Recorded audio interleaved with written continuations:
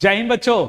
आज की वीडियो में बहुत कुछ नया है। नया ये है कि आज मैं एक उस टॉपिक के बारे में बता रहा हूं जिसके 10 क्वेश्चन आते, मतलब 40 नंबर आप स्कोर कर सकते हो। हर बच्चा स्कोर सकता है, चाहे आपकी इंग्लिश कितनी भी वीक हो, ग्रामर नहीं आता हो, वोकैब नहीं आता, आप बड़े आसानी से स्कोर कर सकते हैं। ये टॉपिक है सेंटेंस रीअरेंजमेंट। पिछले 3-4 बार के पेपर देख लो, 10 क्वेश्चन आए हुए हैं। बता देता हूं इसका तरीका, बड़ा आसान सा तरीका है किस तरह से आप ये नंबर स्कोर कर सकते हो। देखिएगा, ये क्वेश्चन है बिल्कुल इसी तरह से आता है। आपका सेंटेंस स्टार्ट होगा, पीक्यूआरएस के फॉर्म में होगा और एक ऑप्शन एंड करेगा, है ना। तो हम क्या करते हैं जब भी, अब ये तरीका क्या है मैं बता देता हूं। यहां पे आपको अरेंज नहीं करना है, अरेंज मत कीजिए। सेंटेंस है जैसे रूप में है वैसे पढ़ लीजिए। जिस फॉर्म में सेंटेंस दिखाई दे रहा है उस फॉर्म में पढ़ लीजिए आप। उसके बाद में चेक कीजिए कि दो ऑप्शन कौन से हैं जो एक जैसे रहे हैं। कहने का मतलब आप यहां पे ज्यादा दिमाग नहीं लगाइए कौन सा एंड स्टार्ट होगा कौन सा एंड होगा, कुछ नहीं। बस मुझे यह पता है कि इसके बाद में यह ऑप्शन आएगा।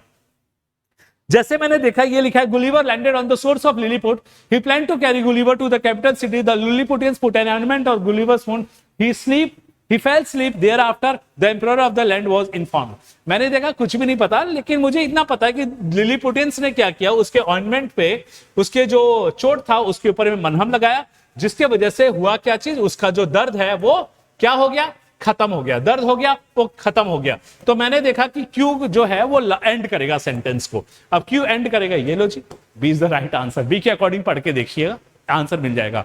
Gulliver landed on the source of Lilliput, he falls asleep there after, उसके तुरंत बाद वो सो गया।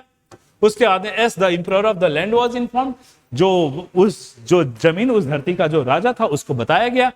और उसके बाद में क्या है, पी, he plan to carry Gulliver to the capital, से उसने बोला कि चलो इसको उठा के शहर में ले चलो, राजधानी में ले चलो। उसके बाद में क्या किया, उसके बाद में लिलीपुटियंस ने क्या किया, उसके चोट पे मलहम लगाया, जिसकी वजह से उसका दर्द खत्म हो गया ना। हाँ, अरेंज करोगे टाइम लगेगा, मैंडेटरी पेयर बनाओ सबसे कम टाइम लगेगा। आंसर है बी। एक और क्वेश्चन अगर करके दिखा देता हूं, ध्यान दीजिएगा। एक और क्वेश्चन मैं आप लोग को करके दिखा देता हूं, अगर इस क्वेश्चन को ध्यान से दीजिए। Greed is regarded as possible ruinous and because it has destructive effect, immoral behavior on other people.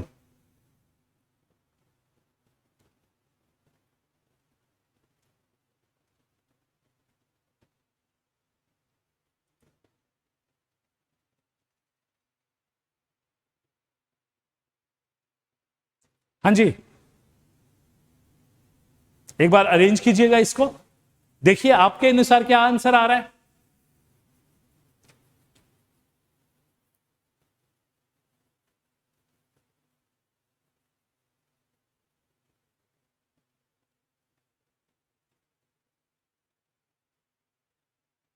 हाँ जी, तो आपने देखा कि अगर ये सेंटेंस में पढ़ूं, मुझे नहीं पता कि किस तरह से मैं अरेंज करूंगा, लेकिन मुझे इतना पता है कि यहां पे destructive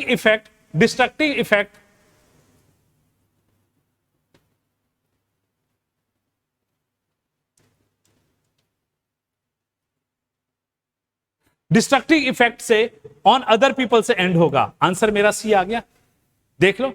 grid is regarded as immoral behavior because it has possible ruinous and destructive effect on other people। ठीक है, तो ये प्रोसेस जो होता है इसको मैंडेटरी पेयर बोलते हैं। इसमें क्या होता है कि हम सेंटेंस पूरा पढ़ते नहीं, अरेंज पूरा करने की कोशिश नहीं करते हैं, चेक करते हैं कि किस ऑप्शन के बाद क्या आएगा। जो ऑप्शन हमें सूट लगता है उसके अकॉर्डिंग हम ऑप्शंस में जाके देखते हैं, अगर वो बिल्कुल मैच कर रहा है वो हमारा आंसर हो जाता है। ये क्वेश्चन भी देखिए, youngster in the city and the villages, the effect of the cinema on school and college going is very bad। हाँ जी, तो मैंडेटरी पेयर पढ़ते ही मुझे लग रहा है ये कि ये है the effect of the cinema. The effect of the cinema मतलब क्यू के बाद में आर आएगा, शुरुआत क्यू के बाद में आर से होगी। ऑप्शन क्या है, ये लो जी बी, क्यू के से आर से हो रहा है। अरेंज करके देखो एक बार। The effect of the cinema on the school and college going youngster in the city and the villages is very bad। तो B is the right answer। एक और क्वेश्चन देख लेते हैं, ध्यान दीजिएगा। एक और क्वेश्चन देख लीजिए, सेम इसी प्रोसेस है। appear in examinations many students from all over India by different organizations which are held on all India basis।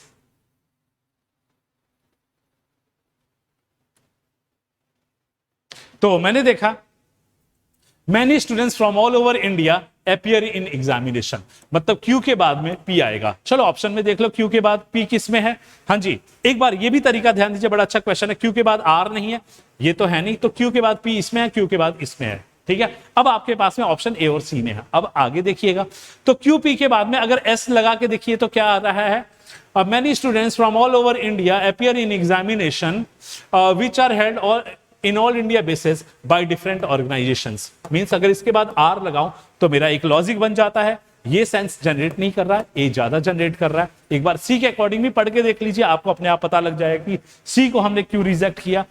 अगर मैं सी को देख रहा हूं तो ये है आपका many students from all over India appear in the examination by different organisation which are held, तो पता ही चल गया, इलॉजिकल लग रहा है, तो हमारा आंसर हो गया ए। तो ये तरीका है हमारा। एक और क्वेश्चन हम देख लेते हैं, एक और क्वेश्चन हम देख लेते हैं। If it was time to go yet and ran downstairs to see, Rahul jumped out of the bed on Saturday morning. तो हमने पढ़ा और हमने देखा क्या, on Saturday morning Rahul jumped out of his bed, मतलब एस के बाद में आर आ गया। चलिए ध्यान दीजिए किसमें ऑप्शन में एस के बाद में आर आ रहा है, क्योंकि मैंडेटरी पेयर यही बन रहा है। अरेंज करके देखिएगा, लो जी डी आपका आंसर आ गया।